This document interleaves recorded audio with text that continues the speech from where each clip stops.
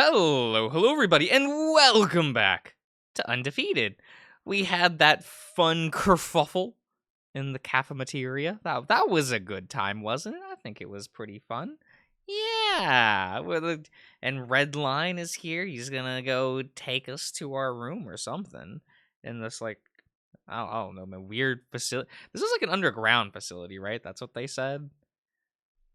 Can they not see the sun? Are they trapped here now? Once they get under contract, are they just here? What if they want to go to Starbucks? Maybe they got one down here. Redline marches straight through the open doors like a man on a mission. It's a bit louder out here than it was before, but not by a whole lot. More people walking around. It seems lunchtime is nearing its end. There are still a few people out and about, though. I still think I see a few heads turn as Redline leads us into the main hall. Well, stairs. He wastes no time taking a direct path to where we need to go. And down the hall, up a flight of stairs, into the second floor hallway. Well, no. Never liked these hotel hallways. They're weird. I'm always like, no. I turn out like the hotel door, look down, and I'm like, well, I hate that. But gotta go down there to get to the elevator, you know? It's just as wide as the first floor, but completely empty. Redline and I power walk down the hallway. Unlike the main floor, though, the halls are completely covered, with normal wooden doors defending each room. That's what that says. Redline's grip is really strong. I can keep up with him just fine, but he's got a death grip on my wrist. Redline. I almost said just Red Xander for a second. That's a word there. I should read it, right? His ears twitch, and he stops almost immediately, turning to face me. What's up? I look at my wrist. You're hurting me. Huh? Oh! Sorry, The hyena immediately pulls his paw away, releasing me. It hesitates, hesitates? Yes, over my wrist for a second, like he's unsure, as if he should rub it or something. I take mine back as well, or rubbing my wrist gently. My shoulder still hurts from when he was pulled onto the cafeteria. Pulled on in the cafeteria, yes. These words are getting to me, guys. These words they're happening. They are. Still, the fact that he was holding on so tight was a nice gesture, even if it probably didn't help my shoulder. I feel like I should say something, but I'm kind of enjoying the silence for now. It should feel like this. It finally feels like I can finally breathe. We had kept walking once Redline pulled his hand away, but but at a bit of a slower pace. Whenever sorry, guys. Whenever he's got us closer to the room and further away from the others, I guess. Here we are.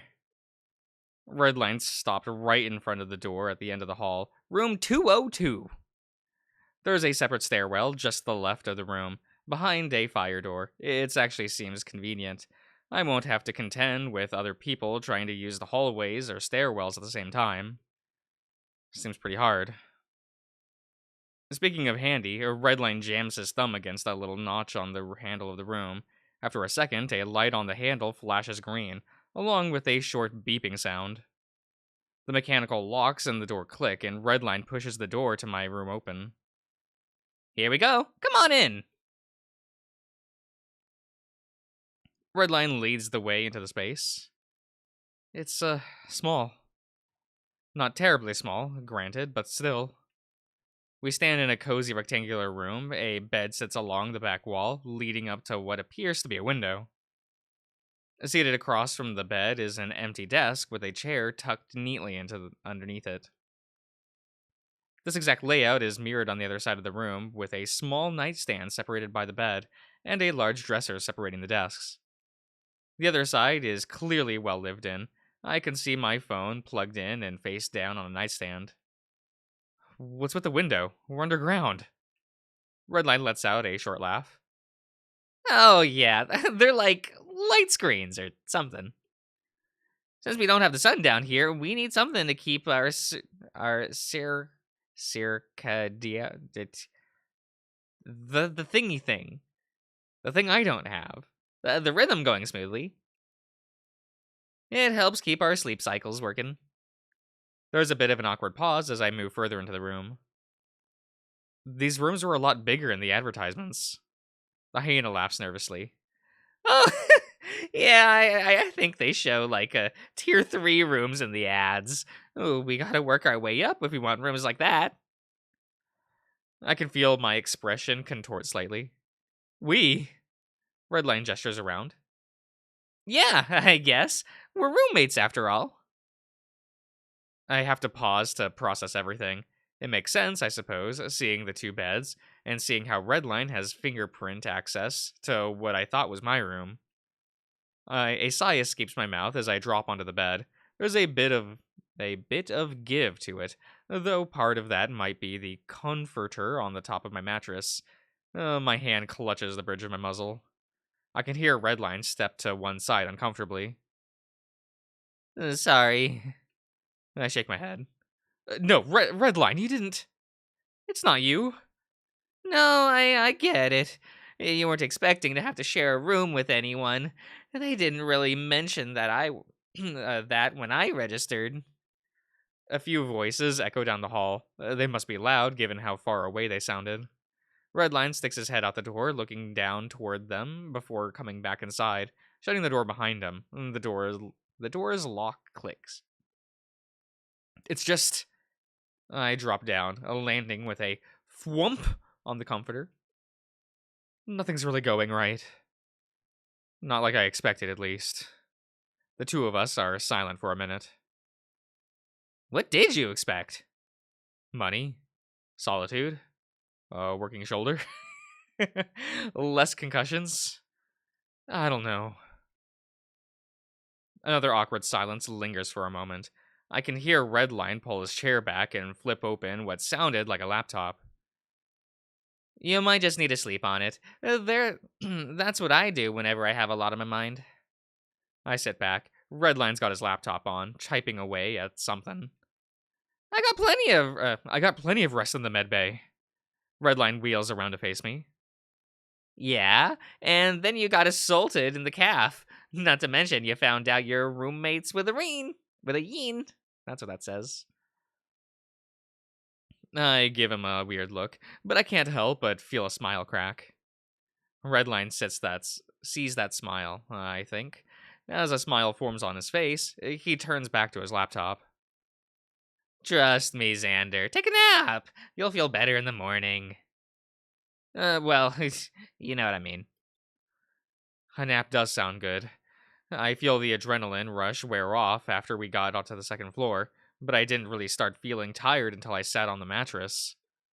I lie back on the top of the comforter, lying down, probably laid down in the bed. Properly, not probably. Properly. It's nice, definitely better than the bed in the med bay. Doesn't take long for my eyes to gently close. A few more seconds of silence pass before Redline speaks up. You mind if I put on music? Hesitation. That depends. What kind of music? Sounds...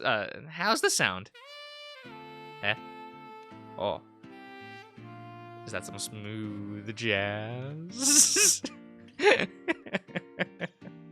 A gentle guitar with a sweet saxophone melody flows from his laptop speakers. Redline leans back in his chair, arms folded behind his head. You like jazz? Okay. I could listen to this stuff all day. I mean, I could listen to all sorts of music all day, but today just sort of feels like a jazz kind of day. You know? It's nice. Huh. I like it. I was afraid it would be something, I don't know, high energy. Redline lets out a louder than necessary laugh. Maybe it feels louder than it is. I don't know. Come on, man. I just ate lunch. You think I want to run around?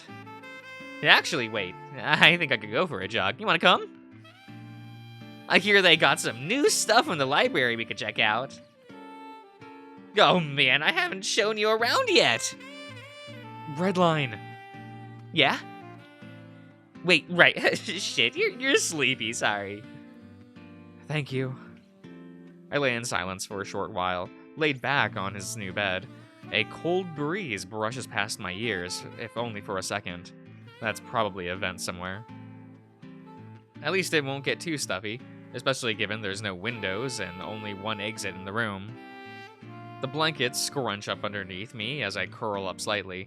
The jazz is nice, the bed is nice, Redline is quiet and nice. But quiet's more important right now. Some time passes. My eyes flutter open to an empty room, a silent room too. Redline's laptop is still open, but he's nowhere. But he's not here, sorry. I guess he went for that walk after all. I want to get out of here. Out of this room, out of the facility, just out.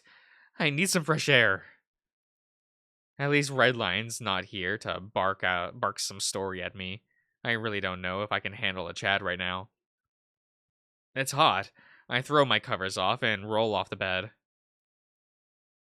The door opens and I step into the empty hallway. Did I sleep until dinner? There's a stairwell to my left. I might as well take that down. I push the door open and step into the elevator. The door closes. There's no buttons, but it starts moving down soon enough. It doesn't move for long, coming to a stop. The doors slide open and reveal the stone arena I fought in earlier. Good. If I'm here, maybe I can win and leave. Or maybe someone can kill me. Either way, I don't have to deal with this anymore. This fight. This league. This whole miserable life. Gone in an instant. No more pain, no more fear. It's dark and it's chilly. The padded gloves on my hands make me realize I'm in my fighting gear. Did I sleep in it? The door on the other side of the arena is still closed.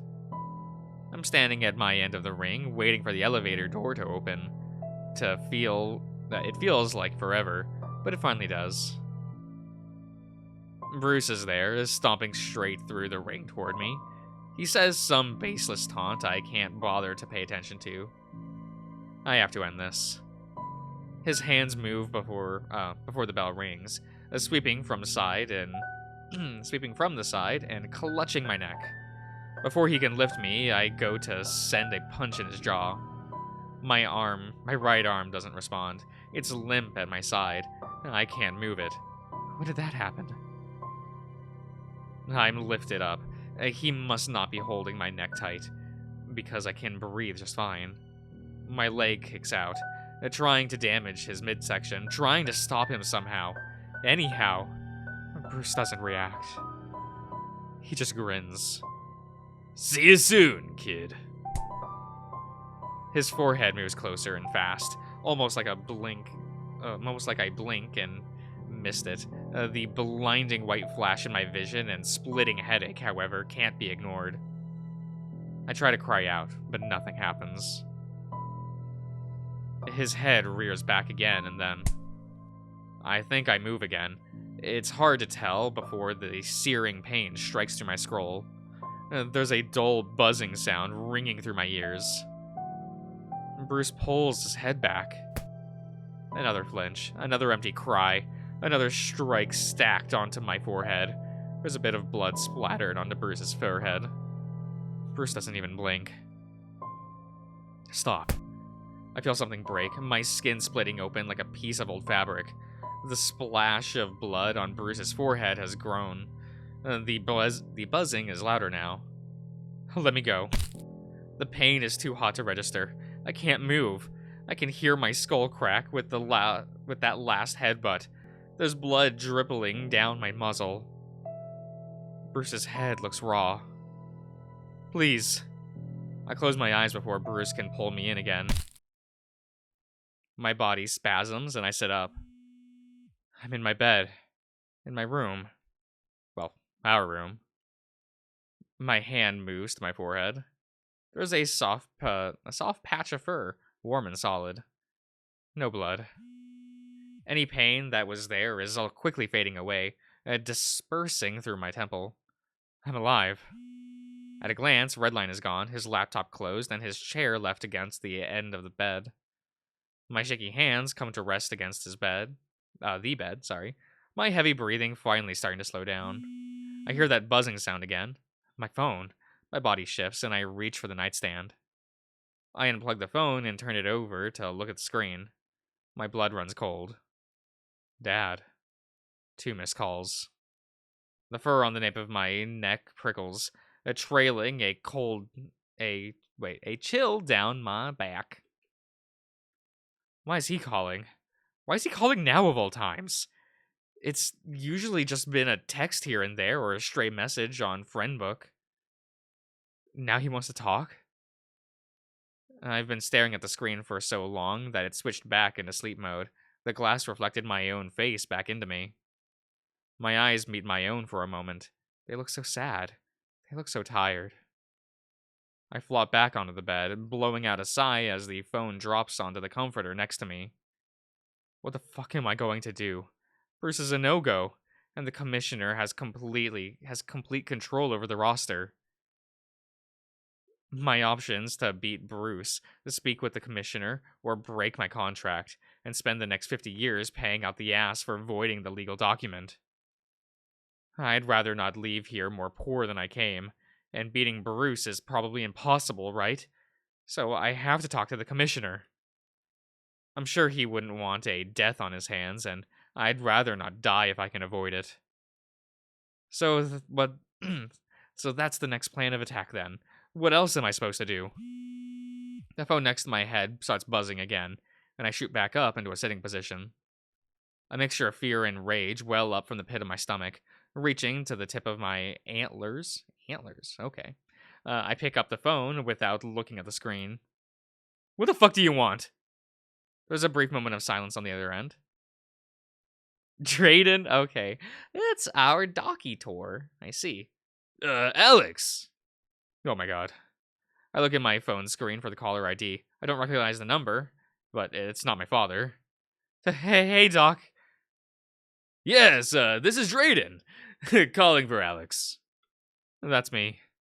Hey, Alex, are you okay? Another sigh from my mouth. Yeah, no, I'm all good. Just had my mind wanders back to the caller ID. Just a bad dream. It spooked me pretty bad. I hear ya. Stressful situations can make a mess with your subconscious. I don't really know how to answer that. There's a few seconds of silence that lingers between us. Well, hey. So I've got your physical therapy session scheduled for tomorrow. Can you swing by after breakfast? I don't want your exercise in before we can make sure it's all healed up, so we'll get it checked out. And if it looks as good as I hope, we should be all able to clear you fully. Sound good? That sounds good. I'll see you after breakfast, probably around 6 or so. The cat lets out a laugh. 6 a.m.? Listen, your exercise type might be exercise types might be good at waking up early, but I'm kind of on a different schedule. How's 9 o'clock sound? PM. I can't help but breathe out a chuckle as well. For some reason, I find myself standing up, slowly pacing down the center of the room. Sounds good. I'll see you then. Drayden agrees and hangs up from his end. I slide my phone back into my pocket. The room is silent again. My hands come up to rub my slowly wakened face. I cannot fucking believe I answered the phone like that. Drayden probably thinks I'm insane. I'm literally just told him a few hours ago I was fine. He seems pretty calm about it, though. Maybe I'm overthinking it. Oh. You're definitely overthinking it. But holy fuck, dude, that's so embarrassing! Redlight lets out another one of his signature high-pitched laughs, a few stray bits of food flying out of his maw and onto the tray. He must have noticed, too, as he covers his mouth and takes a second to finish swallowing. Thanks? I'm a bit surprised I managed to run into him after my nap, though granted, I just sort of sat around and played on my phone for a while. I wanted to preserve the solitude for as much as I could, but I couldn't really justify spending more time doing nothing in my room, despite Drayden's orders. I was pretty late. It was pretty late in the afternoon, but not really time for dinner, so I wandered back into the mat rooms. There was obviously a lot of people this time around, so I got a chance to observe a good amount of men practicing.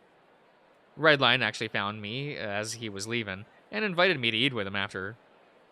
We managed to get to the cafeteria pretty early, thankfully before it got too crowded.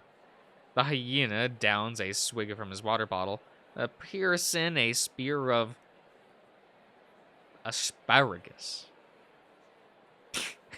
I don't know why that caught me off guard. I'm like, asparagus. That would have been an awful way to pronounce that. And a slice of chicken on the same fork before shoving it into his maw. I'm honestly surprised the cell service even reaches this far down. Wait, what? 20 stories underground? Something like that. His maw is covered again, swallowing quickly before speaking again. I'm not really sure if you noticed, but they actually tampered with your phones a bit. I could feel my face contort. What? How? Redline takes another fork full of food before talking. I wonder how long it'll take him to learn to swallow before speaking. It's nothing serious. Another swallow before he continues to respond. He's still twiddling his fork impatiently. Maybe I should just let him eat and get answers later. They get it outfitted with this, special internet data thing. Basically, the whole facility has a really strong wireless internet. The special bit is that they can, monitor everything that goes on the network. He takes another bite. I should butt in before I get sprayed. Another spray of chicken. Chicken. Okay. Does that mean that they monitor all the porn these men look up? So, they can see everything we do on our phones? Uh-huh. But it's not really a big deal. It's just to make sure you don't do anything illegal to breach a contract or anything. Or, talk shit about the league. Another high-pitched giggle. It seems like he's not too concerned about the breach of privacy. But if you're concerned about, porn and stuff, I wouldn't really worry about it. I'm friends with a bunch of people down here, and they can be pretty open about what they're into. The laugh seemed almost nervous, a little more unhinged than his regular laugh. Some of it's pretty fucked up, dude. He's getting louder now, and even the cafeteria crowds, by cafeteria crowd standards, I lift both my hands slightly and lower them gently, trying to signal that he needs to quiet down. Redline doesn't seem to notice and stuffs his face with a few more chunks of grilled chicken. Yeah, I can imagine. I know a few guys from my old work tried to get me into some weird stuff. What, snuff? I nearly cough up the mouthful of water I was holding. Jesus! No, Christ! The hyena just laughs. I can point out, 3 people, no, 4 in the calf right now that would be into it. I almost want to turn around and look and see if I can figure out who he's talking about. But there's a lot of people here. It's hard to identify anyone. I go back to picking at my veggie chicken salad. I'm not sure I want to know who those are. That's fair. I'm not one of them, if that's what you're wondering about. I don't think you could kill anyone if you wanted to. The hyena laughs while I take a sip of my water. I would never! Fighting's fun and all, but I'd never be able to forgive myself if I actually damaged someone. He stabs a last chunk of chicken. Yeah, I mean, permanently. Black eyes are one thing. Losing an eye is another. My body shudders at that mention. I haven't mentioned the details of my dream with Redline, and I don't really plan on it. Granted, I didn't lose an eye, but I'm pretty sure I lived through getting my skull smashed in. I'm probably more fucked in the head than I thought, if that's the kind of shit I dream about. I can't keep thinking on this right now. I can feel my skin crawl. Alright, everyone, I'm gonna end the part here. So I hope you've all enjoyed, and I'll see you guys around.